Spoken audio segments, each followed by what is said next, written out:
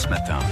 8h17, nous en parlons ensemble. Un plan pour venir au secours des aidants. Est-ce suffisant? Vous témoignez ce matin en direct, Florent. Un plan de 400 millions d'euros sur 3 ans pour les 8 à 11 millions de Français qui s'occupent d'un proche malade ou handicapé. Parmi les mesures, l'indemnisation du congé pour les aidants salariés. Alors effectivement, suffisant ou pas, racontez-nous votre quotidien aussi. Si vous-même vous vous occupez d'un proche, 04 42 38 08 08. Et c'est votre cas, Maryse, bonjour. Vous êtes à Marseille, vous vous occupez au quotidien de votre mari. Oui, c'est ça. Mon mari a la maladie de Lévy, plus un début de Parkinson. Voilà. Donc, je ne veux pas le mettre en EHPAD parce que chaque fois que j'ai essayé de retourner à la maison, c'était pire. Je passais 3 ou 4 nuits d'enfer. Ouais. Voilà. Donc, je veux pas le placer, mais je voudrais avoir une journée pour moi, vous voyez, pour pouvoir respirer parce que j'en peux plus. Qu'est-ce qui est difficile? Difficile, c'est le quotidien. Tous les jours, le faire lever, changer sa couche. Parce qu'il est, la couche elle est pleine, j'attends après les infirmiers qui viennent faire la toilette. Après, il faut le surveiller, il veut pas manger, il veut pas se coucher, ou alors c'est toute la journée dans le lit. Le surveiller parce qu'il voit des animaux de partout, il voit des bonhommes de partout, voilà. C'est le quotidien, c'est ça. Et ça fait combien de temps que vous vous occupez de lui? Ça fait 4 ans. Ça fait 4 ans. On vous sent très fatigué, psychologiquement, notamment? Oui. C'est pour ça que j'aimerais avoir une journée pour moi. J'en ai fait les demandes. Des fois, les gens ne peuvent plus. Je vais tout abandonner parce qu'on a l'impression de taper dans le vide. C'est pas possible. Pour l'instant, vos demandes n'ont pas abouti, c'est ça? Non. Ou alors, il faut débloquer 500 €. Que ça sera remboursé plus tard par l'APA. Voilà. Parce que moi, ce que j'aimerais, c'est partir la journée et que mon mari aussi. Vous savez, pendant une journée, lui aussi, il soit avec d'autres gens, qu'il ait des activités, vous voyez, pas toujours dans son fauteuil, dans son lit, le fauteuil aussi. Bien sûr. Voilà. Donc ça coûterait 500 €, mais c'est remboursé ensuite, c'est ça? Le mois d'après. Mois d'après. Mais pour vous, c'est difficile d'avancer l'argent? Oui, j'ai demandé des arrangements, on a envoyé des mails et tout, pas de réponse. Ouais. Voilà. Bon, vous savez que le nouveau plan du gouvernement prévoit justement des solutions de répit pour les personnes aidantes. Donc on verra concrètement comment ça va se traduire. Mais en tout cas, c'est prévu. Donc peut-être ça va vous soulager. En 2020, c'est ça, j'ai entendu 2020. Oui, à partir de 2020. D'accord. Voilà, c'est ça. Il y a 400 millions d'euros au total qui sont débloqués par le gouvernement. On va suivre ça. Beaucoup, mais au moins un jour par semaine. Au moins un jour par semaine, ce serait déjà beaucoup. Et on vous comprend. On vous comprend bien, Maryse. Voilà. Merci, Maryse. Voilà. Merci beaucoup. Je vous remercie. Au revoir. Merci à vous. Merci à toute l'émission. C'est gentil. Au revoir. Merci d'avoir témoigné ce matin en direct. Et nous sommes également avec Thierry Bautran. Bonjour. Bonjour. Vous êtes psychiatre et président de l'association A3 Aide aux aidants et aussi le président de la maison de retraite du domaine de la Source à Roquefort-la-Bédoule. Comme nous tous, Thierry Bautran, vous avez été forcément touché par le témoignage de Maryse. Tout à fait, je comprends très bien l'épuisement de madame.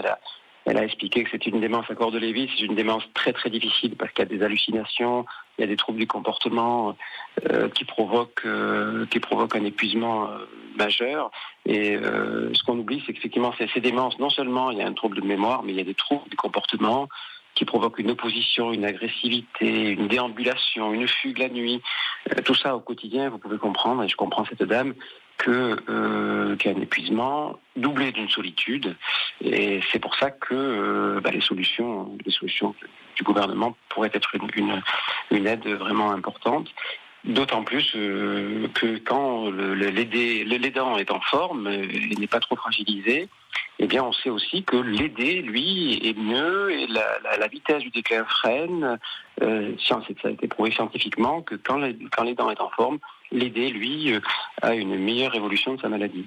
Ah oui, donc tout le monde est gagnant quelque part, effectivement, et ça c'est très important. Maryse nous disait qu'elle ne pouvait plus laisser son mari en EHPAD parce que ça se passe pas bien. Qu'est-ce que vous pouvez répondre à ça? Alors, en EHPAD, il y a deux solutions. Enfin, en tout cas, la plateforme de répit, il y a une solution qui est très très très importante et intéressante, c'est l'accueil de jour que beaucoup d'EHPAD, dont la mienne, proposent. C'est-à-dire que vous pouvez laisser votre conjoint ou votre ascendant qui est malade une journée, et ça permet à l'aidant d'aller s'occuper d'elle-même un petit peu, d'aller chez le médecin, etc.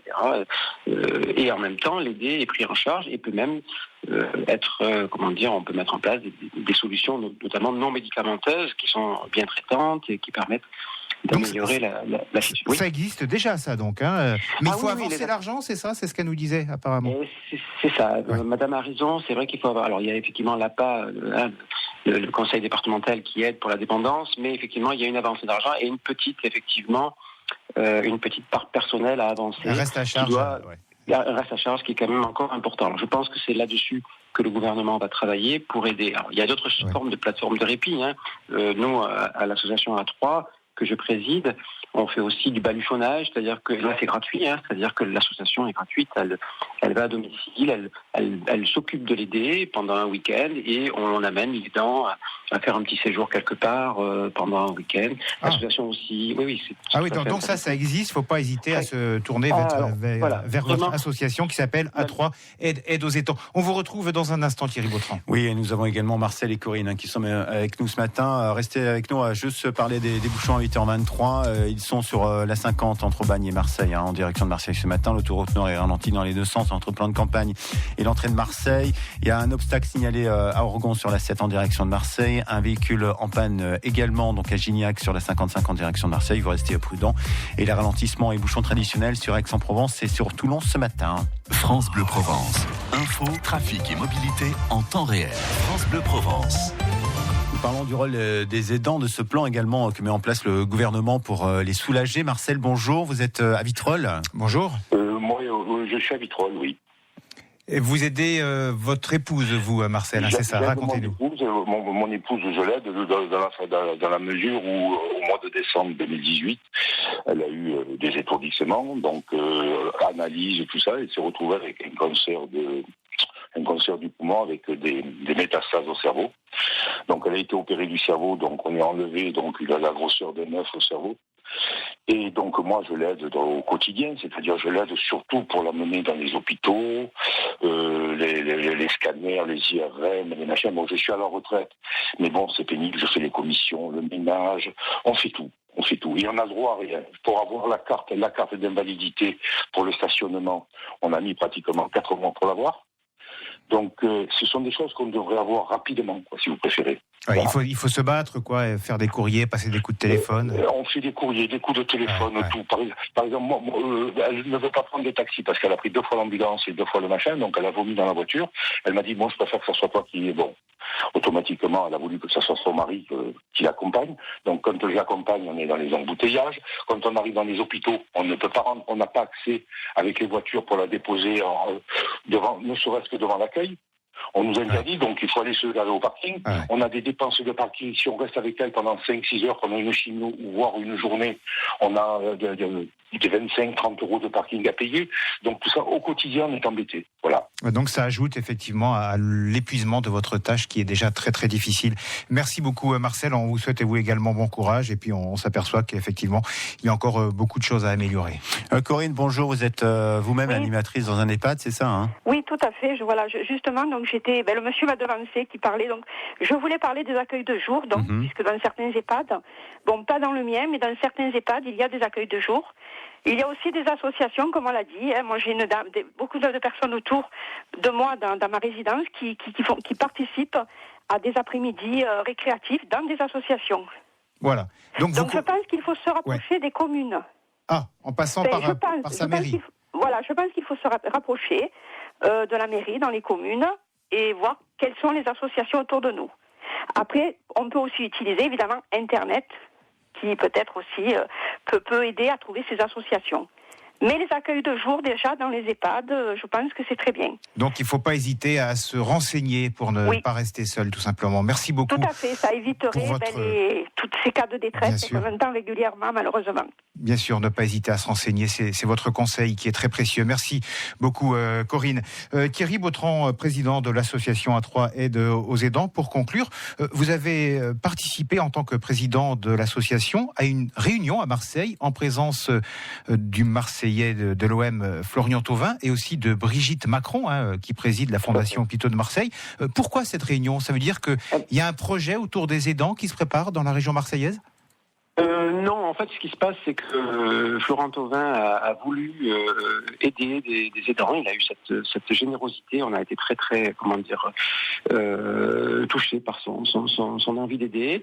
Et donc Madame Macron a trouvé ça tout à fait intéressant et a voulu épauler la démarche de ce joueur de football. Ah oui.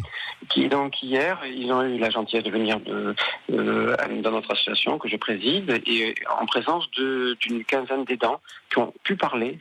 Et ça a été énorme d'émotion parce que les aidants sont très très seuls souvent, et donc d'être écoutés en général, ça leur fait du bien, et évidemment d'être écoutés par Madame Macron et par Florent Thauvin et par nous-mêmes, ça a été un moment très fort. C'est cette idée-là qu'avaient Brigitte Macron et Florent Thauvin, c'est d'aider les aidants familiaux, quels qu'ils soient, pour essayer de faire avancer leur cause. Et vous avez senti Brigitte Macron très à l'écoute aussi. Elle va faire remonter peut-être des demandes à son mari, le président. Oui, tout à fait. Elle a vraiment écouté, elle a vraiment été très sensibilisée par le problème. Elle l'était déjà, puisque je crois que c'est quelque chose qui lui tenait à cœur déjà avant, puisque ça a été occupé un petit peu à Lyon autour d'une maison de répit. Je crois qu'à Marseille, enfin en tout cas nous aussi on lui a demandé, mais elle était vraiment partie prenante. Elle a d'ailleurs fait la démarche de venir dans le sud à la demande de Florent Thauvin et de nous-mêmes, et ça a été vraiment, oui, je pense qu'elle va essayer d'appuyer. Elle a bien compris la souffrance. Voilà, elle va faire remonter des choses, et puis coup de chapeau aussi à l'attaquant olympien Florian Thauvin, effectivement. Merci beaucoup Thierry Bautran. Merci mille fois, bonne journée. Et merci à vous d'avoir pris le temps de témoigner en direct ce matin sur France Bleu Provence. Vous pouvez bien sûr continuer à le faire sur la page Facebook de France Bleu Provence. Vous restez avec nous, l'essentiel de la matinale, c'est dans une minute. France Bleu Provence. Waouh, Michel, quelle classe! T'as un rendez-vous galant? Ah, mieux que ça, je reçois mon opticien. Optique 2000 innove avec son nouveau service Optique 2000 à domicile. Désormais, si vous avez des difficultés à vous déplacer, choisissez vos lunettes chez vous avec un opticien Optique 2000. Pour découvrir le service Optique 2000 à domicile, appelez le 08 09 54 2000. Et comme toujours, votre opticien s'occupera de tous les papiers. Optique 2000! Une nouvelle vision de la vie. Conditions et liste des magasins au